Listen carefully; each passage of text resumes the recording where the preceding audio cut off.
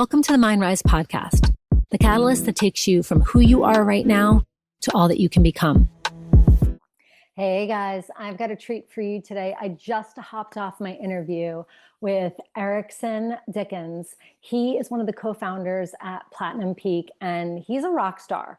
He has a background in clinical psychology, which always gets my gears turning, but he's a documentary filmmaker. Step into today's podcast episode because what we're going to be talking about is legacy, resilience, the pathway to success, but most importantly, like what it takes to tell a story. Right? We'll often see someone else's story. There's Netflix, or we're watching that story, but like what happens actually behind the scenes to make a story come to life? And Eriksen is going to be diving in with us today to talk all about that and more. This is a really great episode for you today.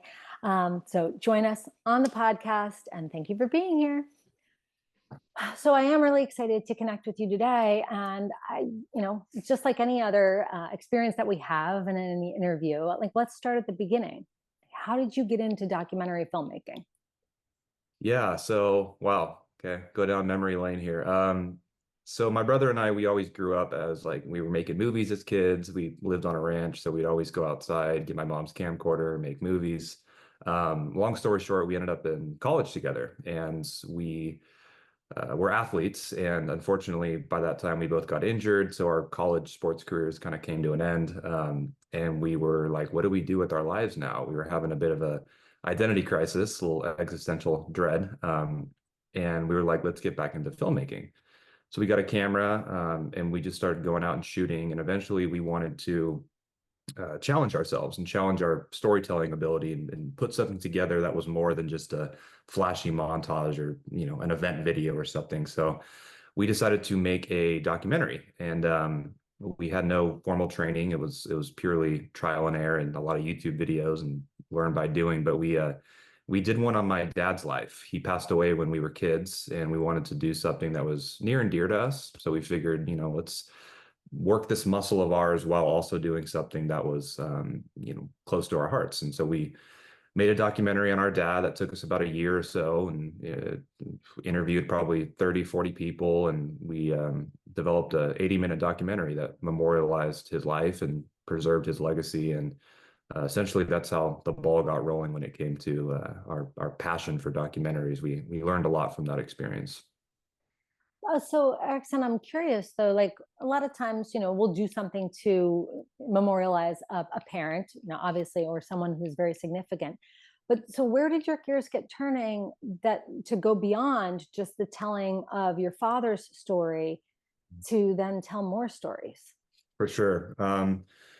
It was such a great experience for us, and it brought a lot of people together. And not only did we learn a lot from that experience, but it was cathartic. It was therapeutic in a way for us personally to go through that and relive those memories. And in a sense, it almost brought us closure in some way, shape, or form.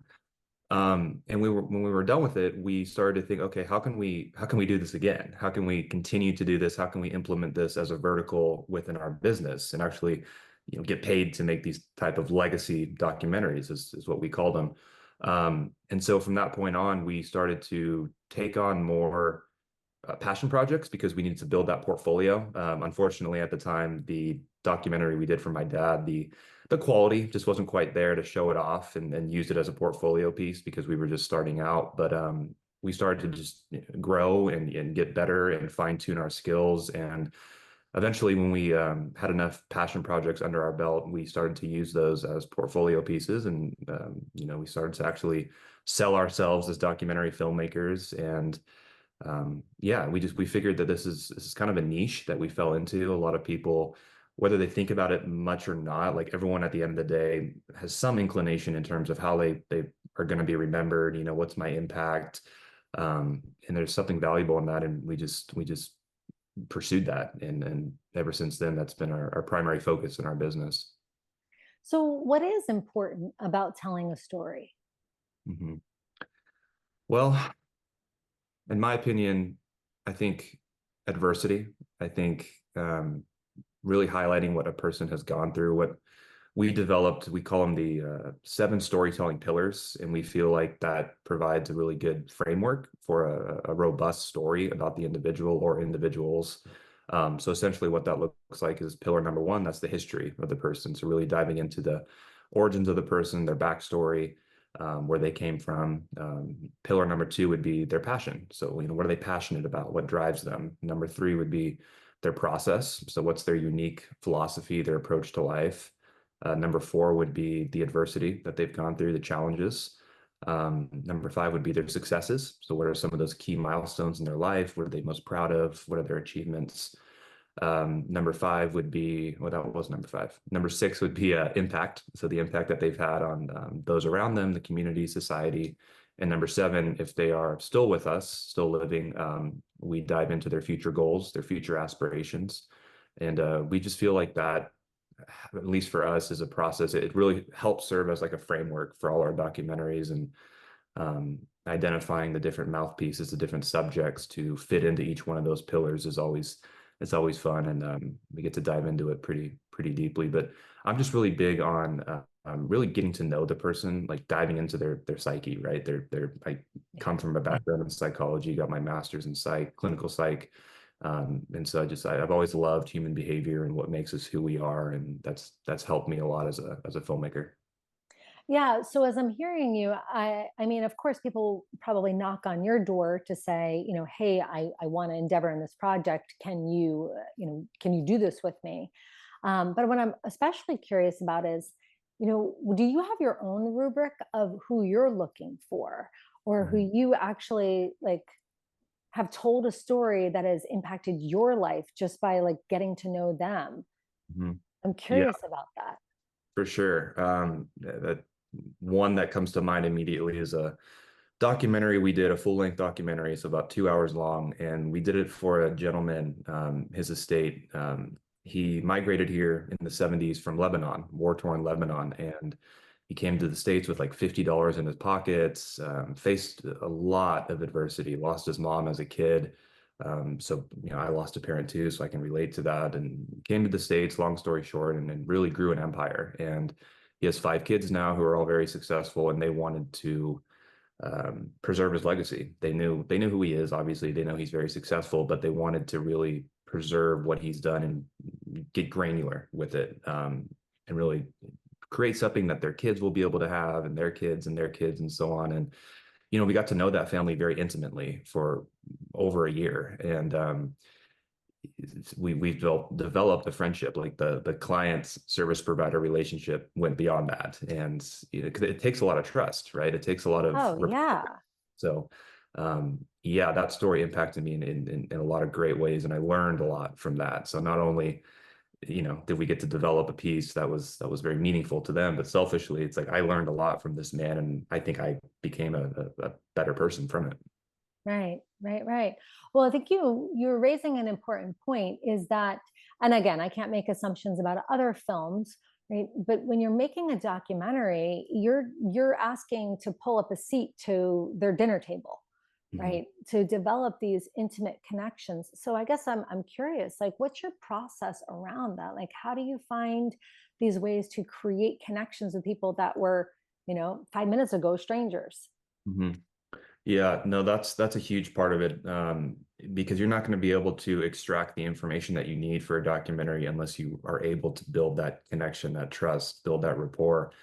And my background, so like I had to do a practicum for a year when I was in grad school, where I served as a counselor for high school students, and it really started to get me thinking about just holding the space with somebody, allowing them to talk at their pace and being there for them, and just adopting that very empathetic aura. And that translated really well to interviewing people, and then not just interviewing them, but leading up to that too, and getting to know them. Because you can't just expect to show up the day of and click record and tell me your deepest pain and all that. Like you really have to work towards that. A big thing for me, I think, is talking about myself as well, and letting them know like I've gone through some of these things, disclosing like what I've been through, and that helps build some trust too. But just letting them know that like I'm not here to trip you up, or we'll go at your pace. If you don't want to talk about that, then we'll talk about something else. But it's all with the end goal of mine of extracting the information I need to help create that robust, emotionally engaging documentary. And it takes time, but just knowing that you're trying to get the best out of them and making sure they understand that too. Communication. I mean, it really comes down to communication. Right. And so, but you said earlier that the family that you're referring to, you worked on that documentary for a year. So do you find that it takes the time it takes, or do you find that, nope, you're just about how long a documentary takes to make? Like, what determines the length of time, Mhm. or elements for input? Because I know you have your 6 pillars, but I'm curious, like, what does that look like? Yeah, so it really depends on what the output looks like, case by case. So we'll have some clients that want a fully robust, very fleshed out documentary that's like 2 hours long. And then we'll have some clients that just want like a 10 to 15 minute type of film.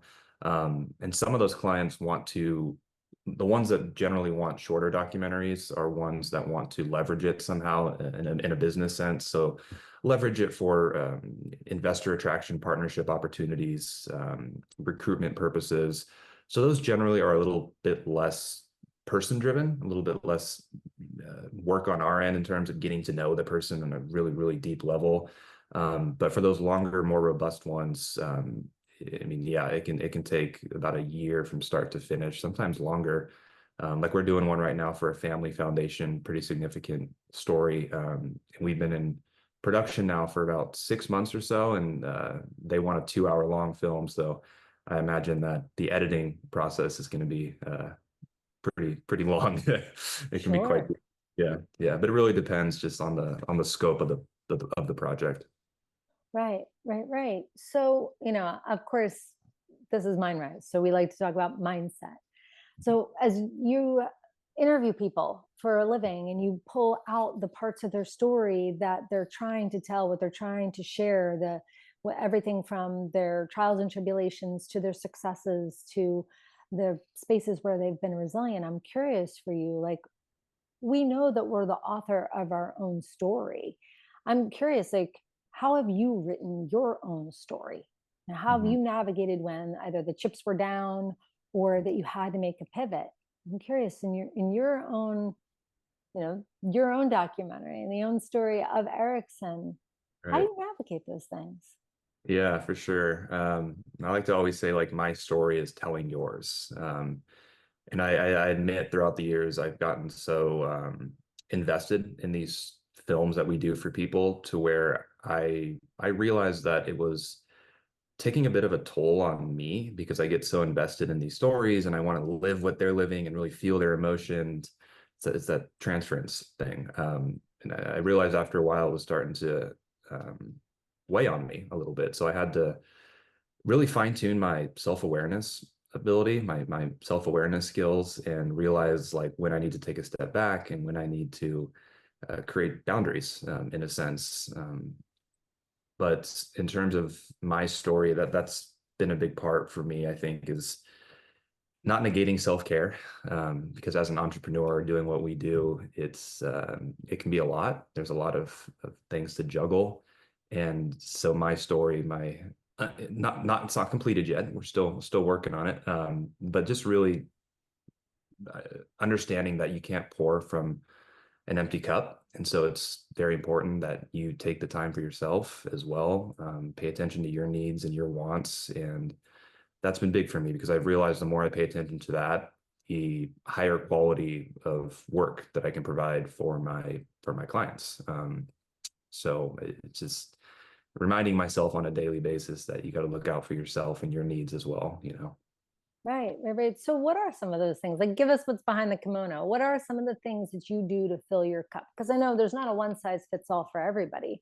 But I'm Yeah. curious, Erickson, like, where's the intersection between you're aware that, like, maybe the smoke alarms start going off, that, like, oh, hey, I gotta put a boundary in place, or I gotta fill my cup. And what do you do? Yeah, for sure. So it could be as simple for me as going outside and spending some time with my mini donkey. I have a mini donkey who I love, live on a ranch. He's like my little dopamine hit. But some of the more like, I guess, practical things is I really enjoy acting. I've got involved with acting about 5 or 6 years ago. I'm an acting coach, so that's something that really gets my creative juices going and allows me to just flex that muscle a little bit in terms of being a storyteller from a different angle, right? I'm used to being behind the camera, but being in front of the camera just ignites a different type of creativity. So that's always been something that I can always turn to and do enjoy turning to. Writing as well. I've always been a writer.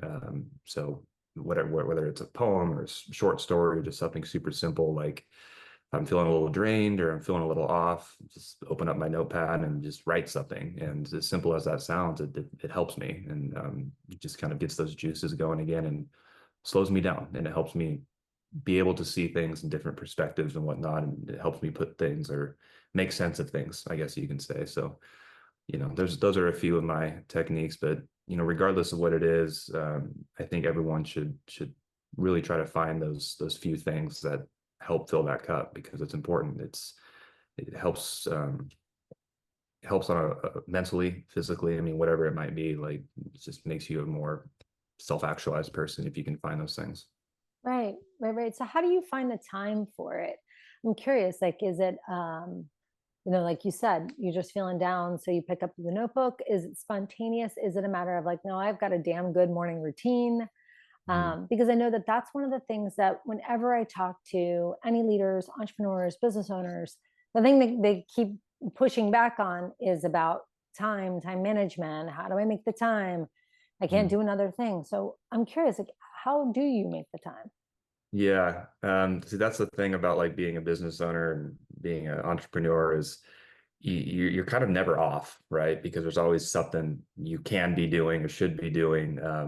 But for me personally, as I like routines and I like having schedules, but sometimes if you're so rigid to that schedule and something goes off, then you can throw you completely off. And so I've worked to not be overly routine driven. I like to shake things up throughout the day, and just reminding myself that this is part of making me a better person is I have to make the time. Like it's not like a option. It's a necessity. It's a prerequisite to being a better person. And so I've made that effort throughout the years to make sure that on a daily basis, even if it's for 30 minutes, an hour, whatever it might be, make the time. Like that's part of my job, right? Is that self-care, and making sure that I set that time apart for myself, because there's some days where I'm too busy. I don't want to do it. I just got to sit behind the keyboard and grind. But it's if I want to create something and continue to put quality work out there, it's like that's part of my job as well, is making that time. So I tell myself every day, it's like I have to do this. Right, right, right. And what you're saying, I think, is an important point. It makes you better at what you do when you take that time for yourself, Mhm. right? And this will be my soapbox, probably my hill to die on here, is that we live in a culture that has convinced us that productivity equals our worth. Mhm. And therefore, we're still grinding it out, much like we have been since the Industrial Revolution, right? Where it's just beyond a conveyor belt of all the things, of how much stuff you can shove into your day. Mhm. So the fact that you're like, this is part of my job, I love that mindset, because can we imagine if we all adopted that? Mhm. Even though, like, the morning run that I went on this morning, I have to understand that that's actually part of my job, because when I do that, I could be more present with my clients, Mhm. frankly, more present even with answering an email. Mhm. Yeah, for sure. And unfortunately, I feel like we live in an age where social media, especially in those influencers you see, like, they really preach that if you're not like, essentially, if you're not like suffering for your job, then you're not doing it right. And they stand up on the stage and it's like, if you're not working 110-hour weeks and doing all this, it's just like you're not going to make it. And I feel like that's influenced a lot of entrepreneurs, which unfortunately has led to a lot of burnout. And that's a very real thing. Like there were some times in the early days when we were starting our business where I was feeling that burnout. Like I was kind of getting to the end of the line. And that's when I especially started to really reevaluate things and then make that time for myself. And like I said, like make it part of my job for that self-care, that those routines that help nourish me essentially. Right, right. Well, and what you're saying to me means that there's a quality of resilience, right? Mhm. When we reach that place of burnout, and I love that. I'm like, okay, I'm preaching the choir here, because burnout is a real thing. And when we've, especially as achievers, when we've been taught to grind, and that's given us that feedback loop of meaning, identity, right? I'm a success by how much of myself I can sacrifice. We just do more of that and often ignore those warning signs of burnout. So, what have you found has been some of the warning signs of burnout for you? And where have you called upon your own resilience to navigate Right. that space? Yeah. I would say one thing that I remember for sure and something that gets me is when I'm really into something, I feel when I feel disconnected from myself, it's actually I feel disconnected from people. Like I'm negating friendships. I'm not spending time with friends. I can just feel that something's missing inside of me. So that's one thing that for sure, like I can start to tell like something's just off with me because I'm not getting that social need met. Um, and in turn, that would make me more depressed. That would make me more low, and so therefore that would show up in the quality of my work. Um, and so that's one thing for sure that I can think of right off the top of my head. Um, Other things like other indicators,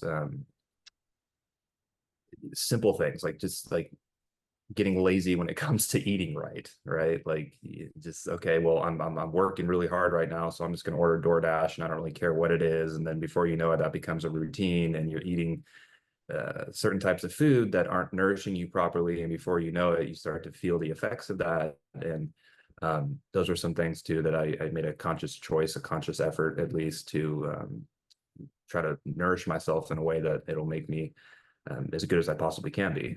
Still, not always, but for the most part, I try to do that. But I think it's just like being mindful of yourself and your body and your mind, and really having that self-awareness to know when something is off, when something just isn't quite working right, and then making the effort to really identify what that is, and then create habitual action that will lead to behavior change.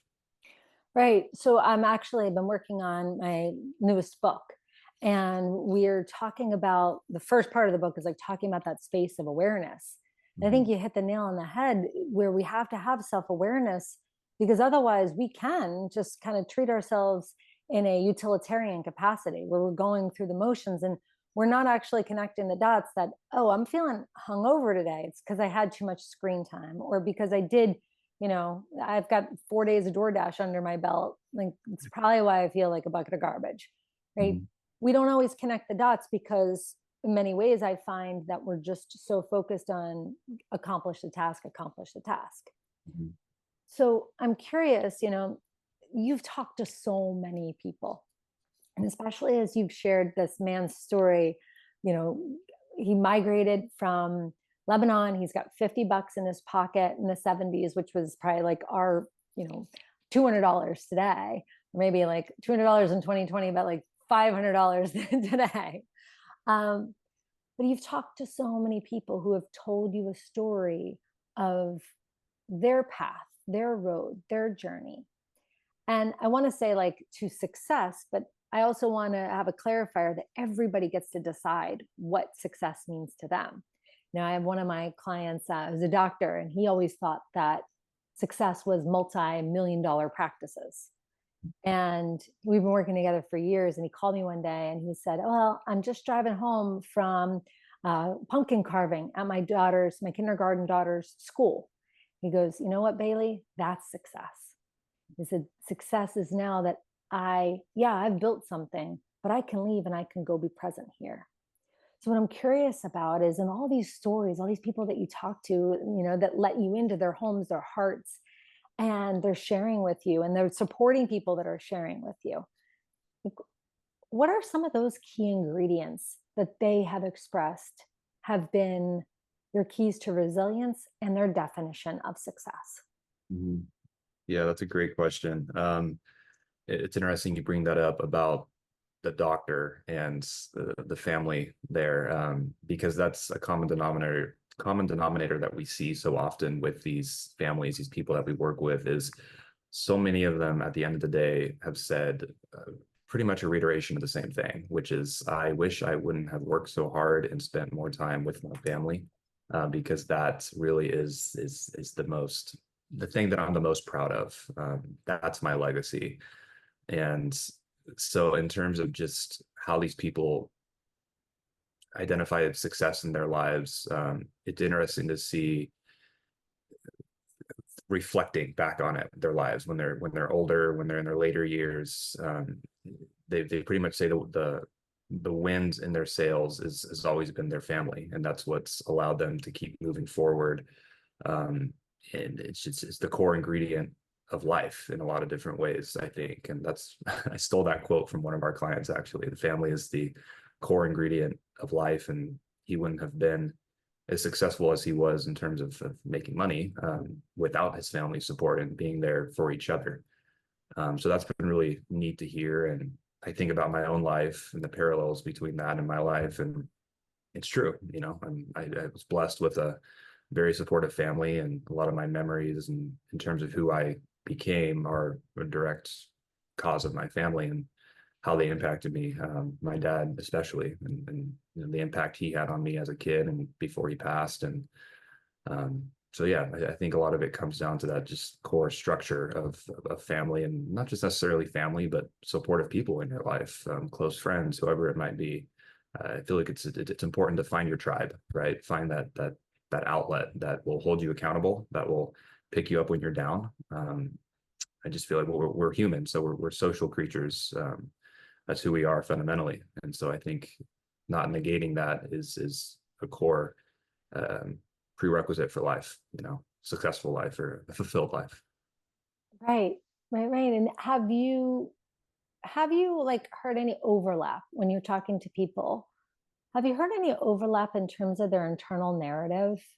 Like, I imagine that the people that are here and they want to have a conversation with you, or the family that wants to memorialize this person that was so important to them, I can imagine that the internal dialogue isn't necessarily like, I'm crap, I'm garbage, I got to work harder, right? Which sometimes can be fuel for motivation in what we, traditionally see as success, is just trying to outrun the wolf, right, of Mhm. of our fear of failure. But I'm curious, have you heard an overlap in terms of their internal dialogue, the things that they say to themselves, you know, dare we say, like, affirmations? Have you found any patterns in that? Anything that any of us can take home and try and like put on our bathroom mirror? Yeah. Um, I would say what comes to mind is really thinking about what they've done, what they've left behind, how they've impacted not just their intermediate circle, but the community, society. I pick up that vibe a lot in conversations that I've had. It's just, how am I going to be remembered? What is my legacy, and what will people learn from me and my story? That's been, a lot of overlap with that. Is there's a human desire to be remembered fondly. That's a reality. And um, getting to know these different clients and their stories and their families, that does seem to be an underlying universal inner thought with these people that comes out throughout. Like, they really do um, think often about their legacy and what they've done, and was it enough or was it not, and more often than not, yeah, I mean, just touching one person's life is huge, right? You never know who you could impact with your story. So that's been really neat to be able to preserve those stories and then and learn from them as well. Right, right, right. I hear that, the importance of impact and the importance of legacy. So before we set you free into the wild, I'm curious, like, how about you? Like, in the story of your life, right? That impact, that legacy. even like you walking toward what's next for you. I'm curious, what's that story? Yeah. Oh man, that's a great question. See, I'm the one who's normally asking these questions. No, I feel like we fell into this niche of preserving people's legacies, and it's a big responsibility. It does take a lot of trust from these people, and we feel that pressure. And so, in terms of my story, it's like I want to be remembered as somebody who really did care. I wouldn't be doing this if I didn't love doing it, because it is a lot of work, mentally and physically. But I want to be remembered in terms of my legacy as somebody who was able to hold the space with somebody and truly listened and did their best to preserve their stories. And if that's how I'm remembered, and I can die a content man. So yeah. Amazing. Amazing. Well, that's how I'll remember you so far, Eriksen. Thank you. I appreciate that. But Thank you. I do. I love hearing your passion for telling these stories. Because we do, we all flip on our Netflix or our Prime or National Geographic, one of my favorites. And there we are, we're watching a story that's being told. And we don't necessarily think about the dynamic of what's happening behind the camera, what's happening to bring that all those connections together, to connect the dots, to tell a truth, whether it is a comfortable truth or an uncomfortable truth. And I commend you for being a storyteller and sharing that space and endeavoring and walking a journey with others, in a way to tell their story. That's really cool. Oh yeah, I appreciate that. It's stories are kind of our universal language, right? I mean, if you think about it, so much of our knowledge or understanding of the world and how we get information in some way, shape, or form comes from a story or a metaphor or an analogy. And I love it. Yeah, I fell in love with it, and here I am. So Very cool. Very cool. So for everyone who's listening, where can they find you? Where can they follow you? Where can they hang out with you? They want to have their own documentary made. Um, Tell us, where are you? Where are you hanging out on the interwebs? for sure. You can find me on LinkedIn. My name, Eriksen Dickens. You can also find me on our website, so dickensbrothers.com. Feel free to reach out there. And you can also find me on Instagram. Feel free to send me a DM on at Eriksen W. Dickens. And then my email as well, Eriksen at Platinum Peak. Peak is with 2 E's.com. So yeah, feel free to reach out. Awesome. And we'll make sure to put all of those ways to contact Eriksen in our show notes. But so what's next for you? What's next on the horizon? What's next on the horizon? Well, right now, finishing this documentary we're working on right now. That's really the big thing for us right now in terms of projects. And then in terms of what's actually next for me right now, I have another meeting. So there's that. And then I'm going to take some time for myself. I'm going to go spend some time with Kenneth, the mini donkey, and then I'm going to swim some laps as well. So there you go. That's the rest of my day. I love it. I love it because it's both things, right? It's filling our cup and it's being able to pour from that cup for others. Absolutely. Also, I'm going to try to stay today. It's 110 where I'm at. So yes. 110 on the ranch. Oh boy. Awesome. Well, thank you so much for being with us today. I appreciate it. Thank you so much for having me. Thank you for joining us on this episode of the MindRise podcast. Check out our show notes for details and to get in on the latest at MindRise. Visit us on Instagram at the MindRise